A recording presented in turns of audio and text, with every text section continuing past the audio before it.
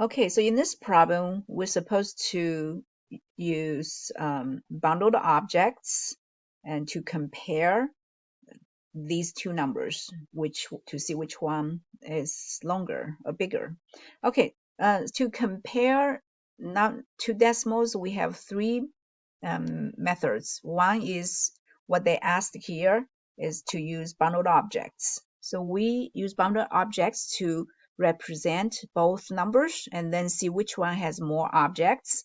And the second method is to use a number line. We plot both numbers on the same number line, and so we can see which one is on the right, which one is on the left, because the numbers on the right are bigger. And the third method is to use paper strips, and you can, which we talked about in one of the previous practice problems, how to use paper strips to represent numbers, decimals, and you can see the longer paper strip tells us the decimal is bigger. Okay, so here they ask us to just use bundled objects, but you do need to know all three methods. I think there's another question to ask us to use paper strips. So here I give you sort of the rough idea, the rough drawing, like what you're supposed to do. So you could have paper strips, you have number line, and you have bundled objects, and so compare. But here I have a detailed version here. Okay, so this is what we do. For example, you use bundled objects, so you can use what I did here. I use the cubes. Cubes might be a little easier to draw than toothpicks.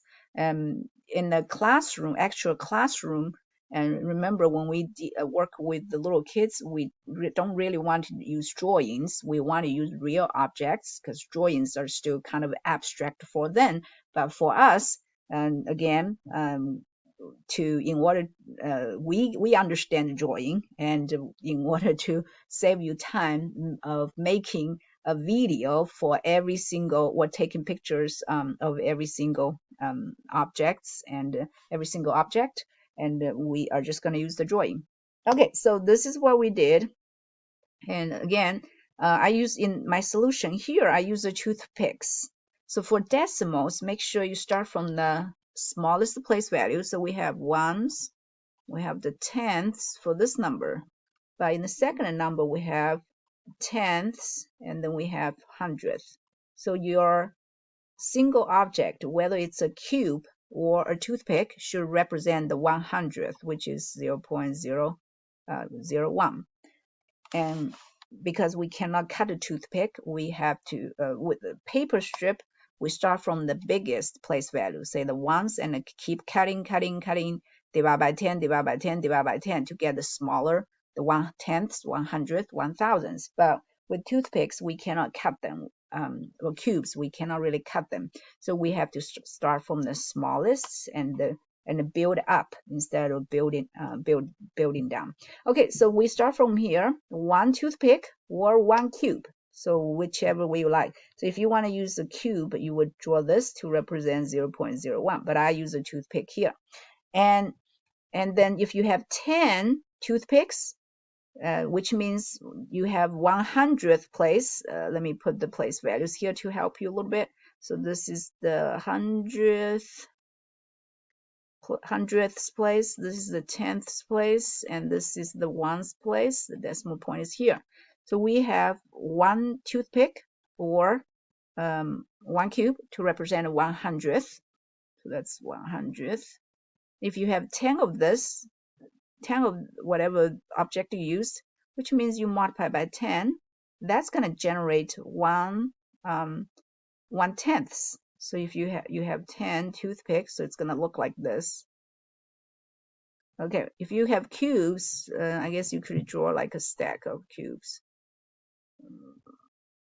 1, 2, 3, 4, 5, 6, 7, 8, 9, and 10 cubes. So either this or that. Either use toothpicks or that. So in my picture, this little ones, that's representing 0.01, and a bundle of 10, that's 0.1, that 1/10. If you take 10 of these, multiply by 10 again, you're going to generate 1. So in the picture, this is my one right here. So I'm really not very good at drawing, so I'm going to try my best here to make 100 bundle. So you kind of doing this, and okay, so bundle them together, that's 100.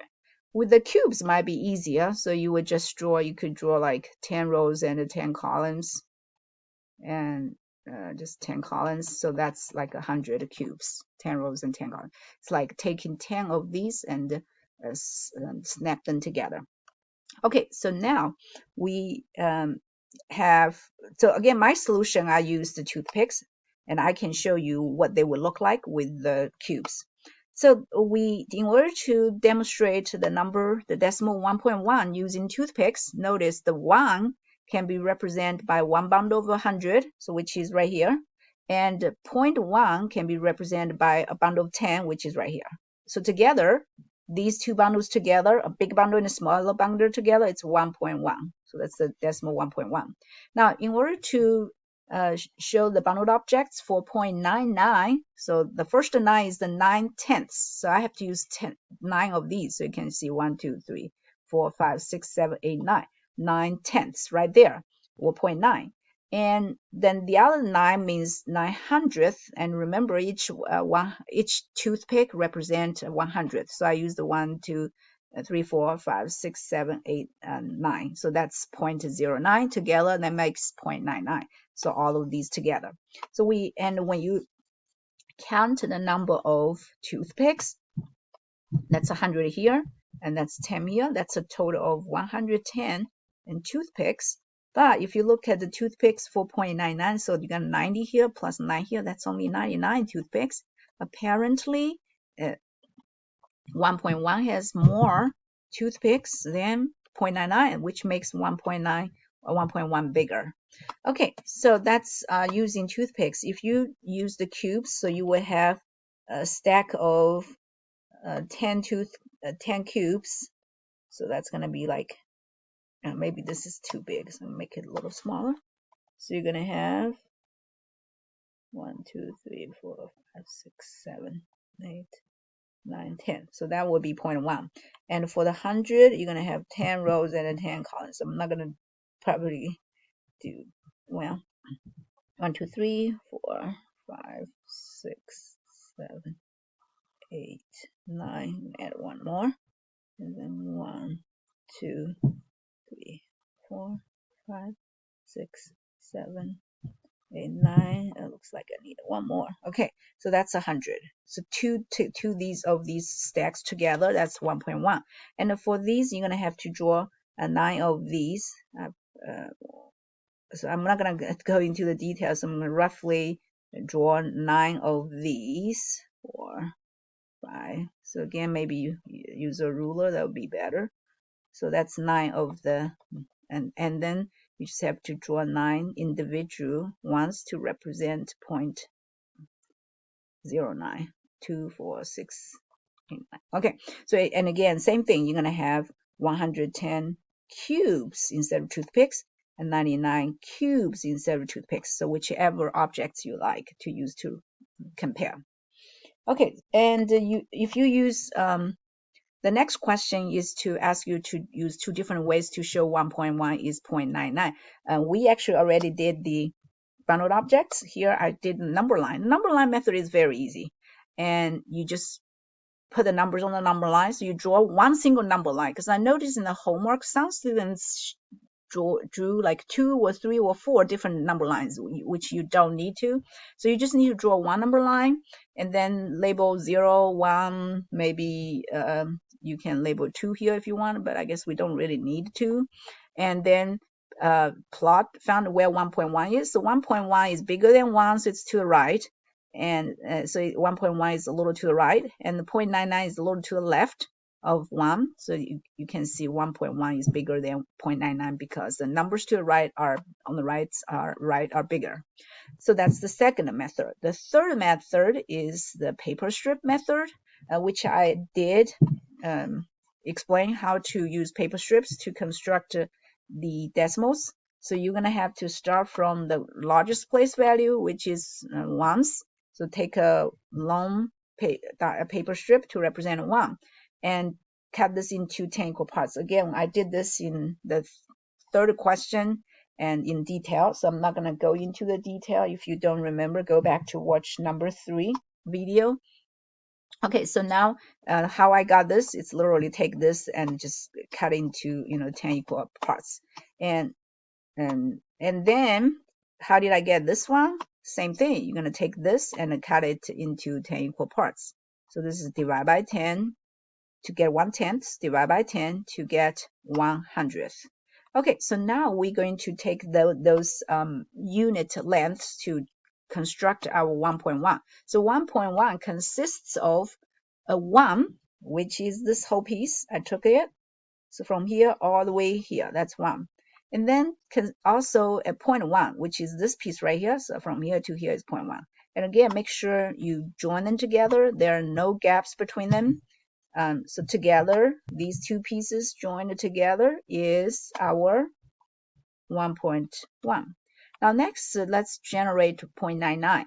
And so we have 9/10. So we're going to take this paper strip, the 1/10, and take 9 of them. So I have 1, 2, 3, 4, 5, 6, 7, 8, 9. Again, there should be no gap here because I didn't really move. It's very hard to move with the mouse, so I didn't really move very well. When you draw it, you can just make sure they are all joined together with no gaps at all. Okay, so that gives you that from here to here, it's 0.9. And then you're going to have to take, we have a 9 in the 100th place, so we're going to take a 9 of these. Again, there should be no gaps between them, so I'm going to try to. Okay, so that's another 0.01, 02, 03, 04, 05, 06, 07, 08, 09. Actually, the last piece. Did I have more piece? 2, 4, 6, 8. Looks like I had an extra piece, so it should only be right here.